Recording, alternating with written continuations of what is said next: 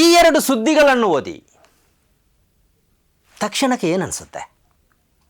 ಘೋರ ಕೃತ್ಯ, ಮಹಿಳೆಯನ್ನು ಕೊಂದು ದೇಹದ ಭಾಗಗಳಿಂದ ಬಿರಿಯಾನಿ ಬೇಯಿಸಿದ ದಂಪತಿ. ಚಿತ್ರದಲ್ಲಿ ಓರ್ವ ಮುಸ್ಲಿಂ ವ್ಯಕ್ತಿ ಇದ್ದಾರೆ, ಹತ್ತಿರದಲ್ಲಿ ಇನ್ನೊಬ್ಬ ಸೂಟ್ಕೇಸ್ ಹಿಡಿದ ವ್ಯಕ್ತಿಯೂ ಇದ್ದಾರೆ, ಇನ್ನಿತರ ವ್ಯಕ್ತಿಗಳು ಇದ್ದಾರೆ. ಈ ಚಿತ್ರವನ್ನು ನೋಡುವಾಗ ನಿಮ್ಮಲ್ಲಿ ಯಾವ ಭಾವನೆ ಮೂಡಿದೆ? ಈ ಮುಸ್ಲಿಂ ವ್ಯಕ್ತಿಗೂ ಆ ಹತ್ಯೆಗೂ ಸಂಬಂಧ ಇದೆ ಎಂದು ತಕ್ಷಣ ನಿಮಗೆ ಅನಿಸಿರ್ಬೇಕಲ್ಲ. ಈ ಟೋಪಿಧಾರಿ ಮುಸ್ಲಿಂ ವ್ಯಕ್ತಿ ಆ ಹತ್ಯೆ ನಡೆಸಿದ್ದಾನೆ ಎಂದು ನೀವು ಅಂದುಕೊಂಡಿರಬೇಕಲ್ಲ.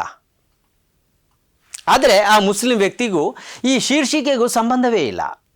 ಅವರ ಹತ್ತಿರ ಕೆಂಪು ಸೂಟ್ಕೇಸ್ ಹಿಡಿದ ವ್ಯಕ್ತಿ ಇದ್ದಾನಲ್ಲ, ಆತನೇ ಅಪರಾಧಿ. ಹಾಗಿದ್ರೆ ಆತನಿಗೆ ಒಂದು ಸರ್ಕಲ್ ಹಾಕ್ಬೋದಿತ್ತಲ್ಲ, ಅಥವಾ ಮುಸ್ಲಿಂ ವ್ಯಕ್ತಿಯನ್ನು ಕ್ರಾಪ್ ಮಾಡಿ ಆ ಚಿತ್ರವನ್ನು ಬಳಸಿಕೊಳ್ಬಹುದಿತ್ತಲ್ಲ. ಯಾಕೆ ಹಾಗೆ ಮಾಡಿಲ್ಲ ಎಂಬ ಪ್ರಶ್ನೆ ನಿಮ್ಮಲ್ಲಿ ಇರಬಹುದು. ಮಿಸ್ಗೈಡ್ ಮಾಡೋದು ಅಂದರೆ ಇದುವೇ, ಓದುಗರನ್ನು ದಾರಿ ತಪ್ಪಿಸೋದು. ಕೇವಲ ಶೀರ್ಷಿಕೆ ನೋಡಿದವರು ಈ ಕೃತ್ಯವನ್ನು ಮಾಡಿದ್ದು ಈ ಮುಸ್ಲಿಂ ವ್ಯಕ್ತಿಯೇ ಎಂದು ಅಂದುಕೊಳ್ಳುವಂತೆ ಶೀರ್ಷಿಕೆ ಕೊಡೋದು, ಚಿತ್ರವನ್ನು ಹಾಗೆಯೇ ಬಳಸಿಕೊಳ್ಳೋದು.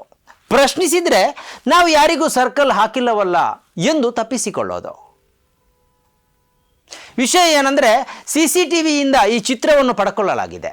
ಆದರೆ ಈ ಮುಸ್ಲಿಂ ವ್ಯಕ್ತಿ ಅಪರಾಧಿ ಅಲ್ಲ ಎಂದು ಗೊತ್ತಿದ್ದು ಅವರನ್ನು ಹಾಗೆಯೇ ಈ ಚಿತ್ರದಲ್ಲಿ ಉಳಿಸಿಕೊಳ್ಳಲಾಗಿದೆ. ಇನ್ನೊಂದು ಕಡೆ ಸೂಟ್ಕೇಸ್ ಹಿಡಿದ ಅಪರಾಧಿಯ ಹೆಸರು ಮತ್ತು ಮಾಹಿತಿ ಗೊತ್ತಿದ್ರೂ ಅದು ಚಿತ್ರದಲ್ಲಿ ಗೊತ್ತಾಗದಂತೆ ರಹಸ್ಯವನ್ನು ಕಾಪಾಡಲಾಗಿದೆ. ಮಾತ್ರ ಅಲ್ಲ, ಅಪರಾಧಿಗಿಂತ ಹೆಚ್ಚಾಗಿ ಮುಸ್ಲಿಂ ವ್ಯಕ್ತಿಯನ್ನೇ ಹೈಲೈಟ್ ಮಾಡಲಾಗಿದೆ.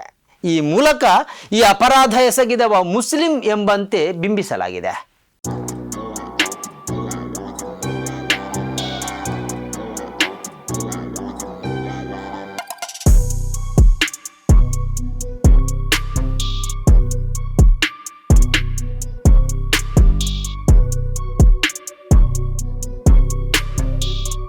ಈ ಘಟನೆ ನಡೆದಿರೋದು ಚೆನ್ನೈಯಲ್ಲಿ. ಒಡಿಸ್ಸಾದ ಹಯಾತ್ ನಿಶಾ ಎಂಬ 38 ವರ್ಷದ ಹೆಣ್ಮಗಳು ಚೆನ್ನೈನ ಖಾಸಗಿ ಕಂಪನಿಯಲ್ಲಿ ಕೆಲಸ ಮಾಡ್ತಾ ಇದ್ಳು. ಭಗವತಿ ಮಾಂಜಿ ಎಂಬವನೊಂದಿಗೆ ಈಕೆ ಮಸೀದಿ ಸ್ಟ್ರೀಟ್ನಲ್ಲಿ ಬಾಡಿಗೆ ಮನೆಯಲ್ಲಿ ವಾಸಿಸ್ತಾ ಇದ್ಳು. ಈಕೆಯನ್ನು ಕೊಂದು ಬಿರಿಯಾನಿ ಬೇಯಿಸುವ ದೊಡ್ಡ ಪಾತ್ರೆಯಲ್ಲಿ ಮೈದಾ ತರಕಾರಿ ಸೇರಿಸಿ ಈತ ಬೇಯಿಸಿದ್ದಾನೆ.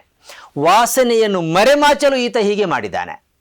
ದೇಹವನ್ನು ತುಂಡು ತುಂಡು ಮಾಡಿ ಬಿರಿಯಾನಿ ಬೇಯಿಸಿದ್ದಾನೆ. ಮಾತ್ರ ಅಲ್ಲ, ಕೆಂಪು ಸೂಟ್ಕೇಸ್ ಹೊತ್ತು ಚೆನ್ನೈ ಸೆಂಟ್ರಲ್ಗೆ ಹೋಗಿ ತಮಿಳುನಾಡು ಎಕ್ಸ್ಪ್ರೆಸ್ನಲ್ಲಿ ದೇಹದ ಭಾಗಗಳನ್ನು ಬಿಟ್ಟು ಹೋಗಿದ್ದಾನೆ. ಘಟನೆ ಆಗಸ್ಟ್ 24ರಂದು ನಡೆದಿದೆ. ಇನ್ನೊಂದು ಸುದ್ದಿಯ ಶೀರ್ಷಿಕೆಯನ್ನು ನೋಡಿದ್ರಲ್ಲ, ಅದನ್ನು ನೋಡುವಾಗ ನಿಮಗೆ ಏನನ್ಸುತ್ತೆ? ಬಾಂಗ್ಲಾದೇಶದಲ್ಲಿ 4 ಮಂದಿ ಹಿಂದೂಗಳ ಹತ್ಯೆಯಾಗಿದೆ. ಪತಿ, ಪತ್ನಿ ಮತ್ತು ಅವರ 2 ಮಕ್ಕಳನ್ನು ಹತ್ಯೆ ಮಾಡಲಾಗಿದೆ. ಆದರೆ ಈ ಸುದ್ದಿಯನ್ನು ಓದಿದರೆ ತಕ್ಷಣಕ್ಕೆ ಒಂದಿಷ್ಟು ಅನುಮಾನಗಳು ಹುಟ್ಟಿಕೊಳ್ಳುತ್ತೆ. 4 ಮಂದಿ ಹಿಂದೂಗಳನ್ನು ಎಂದು ಪ್ರತ್ಯೇಕವಾಗಿ ಅವರ ಧರ್ಮವನ್ನು ಸುದ್ದಿಯಲ್ಲಿ ಪ್ರಸ್ತಾಪಿಸಲಾಗಿದೆ. ಹೀಗಿರುವಾಗ ಕೊಂದಿರುವುದು ಯಾರು ಎಂಬ ಪ್ರಶ್ನೆ ಬರುತ್ತೆ, ಮತ್ತು ಅದು ಮುಸ್ಲಿಮರೇ ಆಗಿರಬಹುದು ಎಂಬ ಭಾವನೆಯನ್ನು ಮೂಡಿಸುತ್ತೆ. ಯಾಕಂದರೆ ಬಾಂಗ್ಲಾದೇಶ ಮುಸ್ಲಿಂ ಬಹುಸಂಖ್ಯಾತ ರಾಷ್ಟ್ರ. ಹಿಂದೂಗಳ ಮೇಲೆ ಮುಸ್ಲಿಮರಿಂದ ದೌರ್ಜನ್ಯ ಆಗ್ತಾ ಇದೆ ಎಂಬ ದೊಡ್ಡ ಪ್ರಚಾರ ಕೂಡ ಈ ದೇಶದಲ್ಲಿದೆ. ಈ ಸುದ್ದಿಗೆ ಶೀರ್ಷಿಕೆ ಕೊಟ್ಟವರಿಗೆ ಇದೆಲ್ಲ ಗೊತ್ತಿಲ್ಲ ಎಂದಲ್ಲ, ಈ ಸುದ್ದಿಯನ್ನು ಒಮ್ಮೆ ಕ್ಲಿಕ್ ಮಾಡಿ ನೋಡಲಿ ಎಂಬ ಬಯಕೆಯೇ ಈ ಸುದ್ದಿಯನ್ನು ಸೃಷ್ಟಿ ಮಾಡಿದವರಿಗೆ ಇದ್ದಂತಿದೆ. ಕೊಂದವರು ಮುಸ್ಲಿಮರೋ ಎಂಬ ಕುತೂಹಲದಿಂದ ಸುದ್ದಿಗೆ ಕ್ಲಿಕ್ ಮಾಡ್ತಾರೆ. ಇದರಿಂದ ಸುದ್ದಿಗೆ ಹೆಚ್ಚು ವ್ಯೂಸ್ ಸಿಗುತ್ತೆ. ನಿಜ ಏನೆಂದರೆ, ಈ ಹತ್ಯೆಯನ್ನು ಮಾಡಿದ್ದು ಮುಸ್ಲಿಮರಲ್ಲ, 2 ಹಿಂದೂ ಯುವಕರು. ಇವರ ಮನೆಯ ಮೇಲ್ಛಾವಣಿಯಲ್ಲಿ ಈ ಹಿಂದೂ ಯುವಕರು ಡ್ರಗ್ಸ್ ಸೇವನೆಗೆ ಕುಳಿತಿದ್ದಾರೆ. ಇದು ಗೊತ್ತಾದ ಕೂಡಲೇ ಮನೆಯ ಯಜಮಾನ ಛಾವಣಿಗೆ ಹೋಗಿ ಅದನ್ನು ವಿರೋಧಿಸಿದ್ದಾರೆ. ಅಲ್ಲಿಂದ ಹತ್ಯೆಯ ಪರ್ವ ಪ್ರಾರಂಭವಾಗಿದೆ. ಅವರ ಬೊಬ್ಬೆ ಕೇಳಿ ಪತ್ನಿ ಮೇಲೆ ಹೋಗಿದ್ದಾರೆ. ಆಕೆಯನ್ನು ಅವರು ಹತ್ಯೆ ಮಾಡಿದ್ದಾರೆ. ಆ ಬಳಿಕ ಸಾಕ್ಷಿ ನಾಶಕ್ಕಾಗಿ ಮನೆಯೊಳಗೆ ನುಗ್ಗಿ 2 ಮಕ್ಕಳನ್ನು ಹತ್ಯೆ ಮಾಡಿದ್ದಾರೆ. ಮಾತ್ರ ಅಲ್ಲ, ಮನೆಯಲ್ಲಿ ಊಟ ಮಾಡಿ ಸ್ನಾನ ಮಾಡಿ ನಿದ್ದೆ ಮಾಡಿದ್ದಾರೆ. ಅಪಘಾತದಲ್ಲಿ ಸಾವಿಗೀಡಾದವರ ಧರ್ಮ ನೋಡಿ ಸಂತಸ ಪಡುವ ಅಥವಾ ದುಃಖಿಸುವ ದೇಶದಲ್ಲಿ ಸಣ್ಣದೊಂದು ಶೀರ್ಷಿಕೆ ಮತ್ತು ಒಂದು ಚಿತ್ರ ಏನನ್ನೂ ಮಾಡಬಲ್ಲದು, ಎಂತೆಂಥ ವದಂತಿಗೂ ಕಾರಣವಾಗಬಲ್ಲದು. ಒಂದು ವೇಳೆ ದೇಹವನ್ನು ಕತ್ತರಿಸಿ ಬಿರಿಯಾನಿ ಮಾಡಿದ ಶೀರ್ಷಿಕೆಯ ಚಿತ್ರದಿಂದ ಮುಸ್ಲಿಂ ವ್ಯಕ್ತಿಯನ್ನು ಕಿತ್ತು ಹಾಕಿದರೆ ಆ ಸುದ್ದಿಗೆ ಹೆಚ್ಚು ವ್ಯೂಸ್ ಸಿಗ್ತಾ ಇರಲಿಲ್ಲ. ಬಾಂಗ್ಲಾದೇಶದ ಸುದ್ದಿಯಲ್ಲಿ ಸತ್ತವರ ಮತ್ತು ಕೊಂದವರ ಧರ್ಮವನ್ನು ಹೈಲೈಟ್ ಮಾಡಿರ್ತಿದ್ರೆ ಅದಕ್ಕೂ ಹೆಚ್ಚು ವ್ಯೂಸ್ ಸಿಗ್ತಾ ಇರಲಿಲ್ಲ.